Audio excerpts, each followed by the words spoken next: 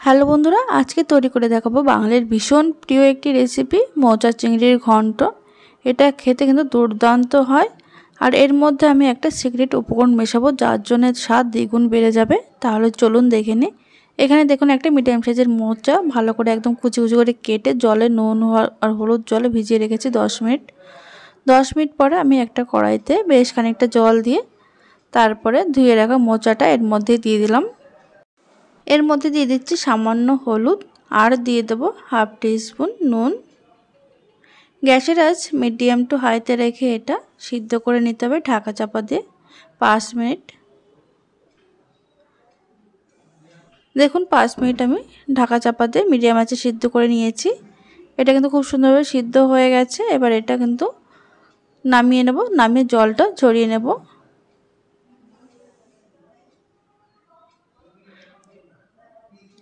নামিয়ে জলটা ঝরিয়ে নিয়েছি। আর এটা একটু ঠান্ডা হওয়ার পর হাত দিয়ে কিন্তু এইভাবে ভালো করে চটকে নিতে হবে।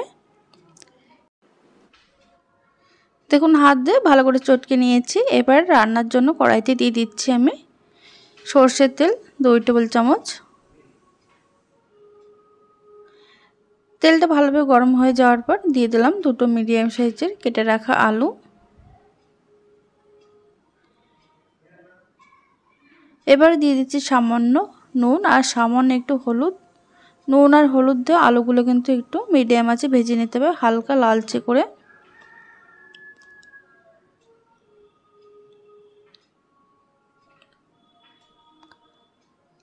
আলুগুলো দেখুন এরকম ভাজা হয়ে গেছে। এবার এগুলো তেল থেকে তুলে নিতে হবে।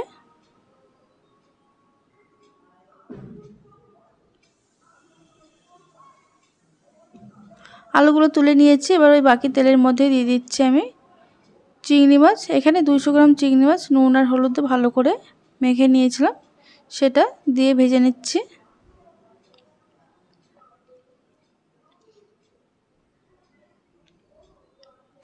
তবে এখানে চিংড়ি মাছ কিন্তু খুব বেশি কড়া করে ভাজবো না, কড়া করে ভাজলে কিন্তু স্বাদটাই নষ্ট হয়ে যাবে।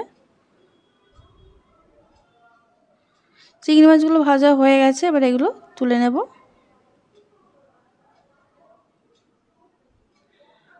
ওই তেলের মধ্যে আরও 1 চামচ সরষের তেল আমি মিশিয়ে নিলাম। মোচার ঘন্টতে একটু তেলটা বেশি হলে খেতে বেশি ভালো লাগে। এবার ফোড়নে দিলাম 2টো শুকনো লঙ্কা, দিয়ে দিচ্ছি 2টো তেজপাতা। গ্যাসের আঁচ এই সময় লো টু মিডিয়ামে রেখেছি। তারপরে দিয়ে দিলাম সামান্য গোটা জিরে। ফোড়নটা 10 সেকেন্ড একটু নাড়াচাড়া করে নেওয়ার পর সুন্দর যখন গন্ধ বের হবে তখন এর মধ্যে দিয়ে দিলাম একটা মিডিয়াম সাইজের টমেটো কুচি। তারপরে দিয়ে দিচ্ছি হাফ চামচ থেতো করা আদা বা আদা বাটা, আপনারা যেটা পছন্দ করেন, দিয়ে কিছুক্ষণ কষিয়ে নিতে হবে। তারপর এর মধ্যে দিয়ে দিচ্ছি গ্যাসের আঁচ লোতে রেখে হাফ টিস্পুন জিরের গুঁড়ো। দিয়ে দেবো সামান্য জল, যাতে করে মশলাটা পুড়ে না যায়। তারপরে দিয়ে দেবো এর মধ্যে কাঁচা লঙ্কা বাটা, হাফ টিস্পুন লাল লঙ্কার গুঁড়ো আর হাফ চামচ হলুদ গুঁড়ো।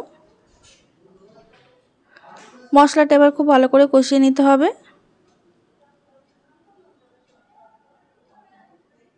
মশলা খুব ভালোভাবে কষানো হয়ে গেছে, উপর থেকে তেলও ছেড়ে দিয়েছে। এবার এর মধ্যে দিয়ে দিচ্ছি সিদ্ধ করে ম্যাশ করে রাখা মোচা।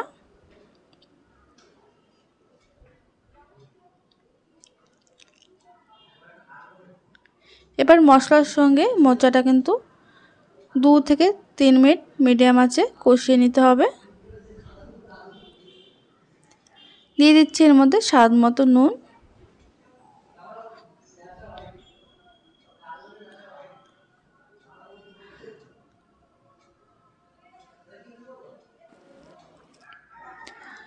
দু থেকে 3 মিনিট খুব ভালো করে কষিয়ে নিয়েছি। এবার এর মধ্যে দিয়ে দেবো ভেজে রাখা আলু আর দিয়ে দিচ্ছি ভেজে রাখা চিংড়ি মাছ আর দিয়ে দেবো বাটিতে সামান্য একটু জল। এবার সমস্ত কিছু খুব ভালো করে মিশিয়ে নিতে হবে।